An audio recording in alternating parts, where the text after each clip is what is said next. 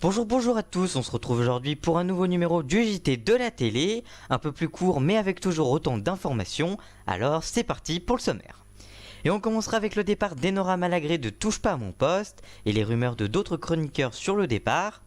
On parlera également de la nouvelle déclinaison de Quotidien en deuxième partie de soirée sur TF1. Et on finira avec les très bons scores du Grand Prix de Monaco sur C8 samedi dernier. Sans oublier l'info télé et l'audience de la semaine bien évidemment. Alors, le journal de la télé, ça commence maintenant.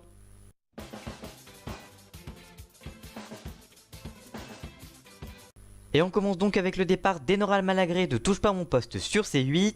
En ce moment, Touche pas à mon poste fait couler beaucoup d'encre et fait réagir.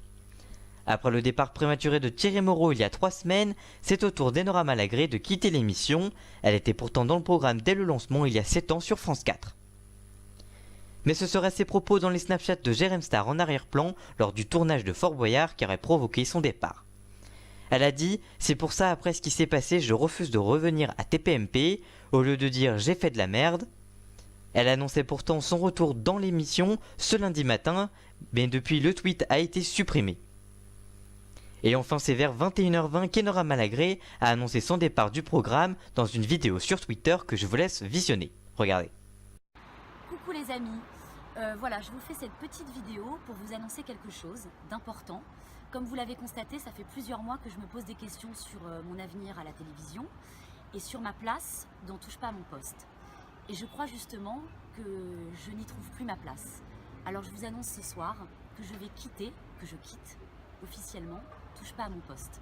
Ça a été 7 ans merveilleux où j'ai côtoyé des gens exceptionnels, où j'ai appris beaucoup de choses qui m'ont enrichi, mais il est temps pour moi de partir. Je voudrais faire un gros bisou aux équipes rédactionnelles, à la sécu de D8, à la chaîne D8, aux équipes techniques, à mes chers amis chroniqueurs et à Cyril Hanouna. On se reverra, je l'espère, bientôt pour de nouvelles aventures et d'ici là, prenez grand soin de vous. Mais elle ne serait pas la seule à se poser des questions sur la saison prochaine. En effet, Mathieu Delormeau, qui est absent depuis plusieurs jours autour de la table et sur les réseaux sociaux, et qui se poserait également la question. C'est Cyril Hanouna qui en a parlé dans l'émission mardi soir, regardez. Et que, bien sûr, TPMP revient la saison prochaine, qu'on va changer de plateau, qu'on va continuer à rigoler, qu'on va changer quelques trucs voilà, dans l'émission, et que certains chroniqueurs, voilà, je crois que c'est le dernier départ d'un chroniqueur, et maintenant il n'y aura que des arrivées. Donc si vous nous cherchez, on est au deuxième aux arrivées. Voilà, merci. Non, mais voilà, je crois que voilà. Merci. Ah, peut-être. Voilà. On dit la vérité, on attend la décision de Mathieu. Voilà, Mathieu qui était un petit peu échaudé par tout ce qui s'est passé ces derniers temps. On dit la vérité ici. Donc voilà, qui est en train voilà, de se reposer en ce moment. Il reviendra avant la fin de la saison, Mathieu, dans l'émission. On vous dit tout. Et pour l'année prochaine, on verra avec lui. On en discutera avec Mathieu. Mais voilà, la porte est ouverte. Oui. D'autres rumeurs annonçaient l'éviction de Koé, trop absent de l'émission, et Capucine Nave, signé trop télé-réalité, selon le site de jean-marc-morandini.com. Que pensez-vous de ces départs de TPMP?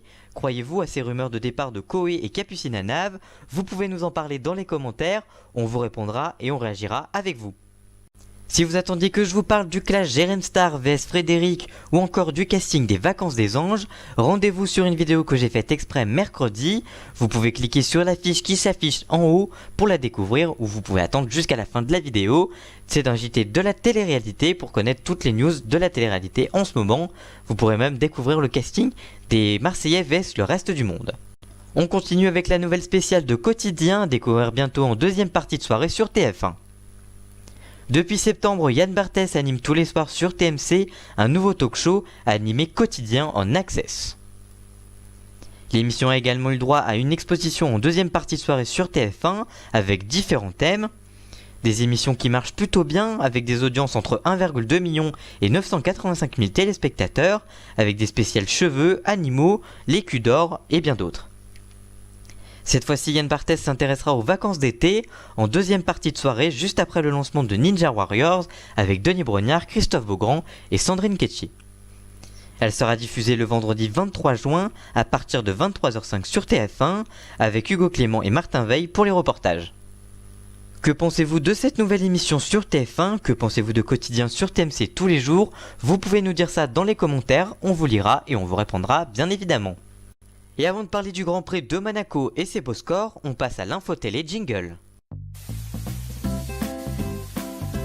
Et on commence pour cette info télé par la finale de la Ligue des Champions, qui est diffusée ce soir vendredi 2 juin en clair sur C8.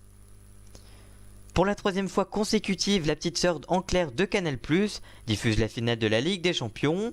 Ce soir, c'est la Juventus contre le Real de Madrid qui s'affrontent. Un gros match qui va faire une grosse audience, comme l'an dernier qui avait attiré 4,2 millions de téléspectateurs et 21,1% du public, leader devant France 2, France 3, TF1 et même M6. Cette année, le match sera suivi par un Canal Football Club animé par Hervé Matou et son équipe. On continue avec Vincent Lagaffe qui pourrait revenir sur C8 pour un prime anniversaire du Big Deal qui fêtera ses 20 ans prochainement. Cette émission sera un one-shot, donc une seule émission, mais peut-être le début d'un projet avec C8. On le sait qu'il a quitté TF1 qui ne lui proposait plus rien depuis plusieurs mois, voire années. Selon les infos de Touche pas mon poste, l'émission pourrait même revenir en quotidienne pour quelques numéros à partir de 18h. On continue avec le lancement de la 12e saison de L'amour est dans le pré qui sera bientôt diffusée sur M6. En effet, c'est à partir du lundi 19 juin que Karine Le Marchand va animer la nouvelle saison de L'amour est dans le pré. La télé-réalité de romance de la chaîne est, selon le communiqué de presse, remplie d'amour, puisqu'un union s'est formé grâce à l'émission. Vous aurez de nouvelles informations dans les prochains JT de la télé, bien évidemment. Et on termine avec la chanson de l'année Faites la musique. En effet, Nico Saliagas animera la grande soirée de la chanson de l'année, qu'il anime déjà depuis plusieurs années, et comme tous les ans, l'émission sera diffusée le 17 juin en direct des arènes de Nîmes. Pendant plusieurs minutes, des artistes qui ont marqué l'année avec leurs chansons s'enchaîneront sur la scène, puis les téléspectateurs voteront pour élire la chanson de l'année. Voilà pour cette info télé, vous pouvez réagir à tout ce que je viens de dire dans les commentaires, et nous, on se retrouve pour la fin du JT avec le Grand Prix diffusé sur C8 samedi dernier. Et on termine donc avec le Grand Prix de Monaco. Quelle audience pour la retransmission en clair du Grand Prix sur C8. Samedi dès 12h, l'antenne de C8 était rapatriée pour diffuser en clair et en direct le Grand Prix de Monaco. La chaîne proposait un large dispositif dès midi pour les qualifications, suivi par quelques 239 000 téléspectateurs, soit 3,7% du public. Puis vers 12h30, c'était la grande parade des pilotes. Puis vers 13h15, c'est Thomas Sénécal et Franck Montagny qui ont fait vivre la remontée de la grille jusqu'à la pole position devant 406 000 téléspectateurs, soit 3,7% du public. Puis vers 14h, c'était le Grand Prix commenté par Alex Delperrier et Jean-Éric Vergne sur C8 devant près de 1,1 million de téléspectateurs, soit 10% du public. La chaîne a continué son après-midi spécial avec la diffusion de 2 numéros de Direct Auto avec Grégory Galifi. Le premier était dédié à une immersion à Monaco avec les fans des supercars. Le deuxième permettait de revenir sur l'événement sportif historique du Rocher. Et ils ont été suivis par 183 000 téléspectateurs, soit 1,8% du public. D'excellents scores pour la chaîne qui diffuse habituellement des téléfilms, sans vraie audience marquante. Avez-vous regardé la journée spéciale sur C8? L'avez-vous regardé sur C8 ou sur Canal+? Vous pouvez tout nous dire tous sur les commentaires, on vous lira bien évidemment. Et on termine avec l'audience de la semaine, et cette semaine c'est le lancement très faible de Tout l'accuse sur C8. C8 lançait vendredi soir son magazine de faits divers appelé Tout l'accuse, où les animateurs sont de vrais avocats. L'émission a proposé de découvrir l'affaire Agnès Leroux.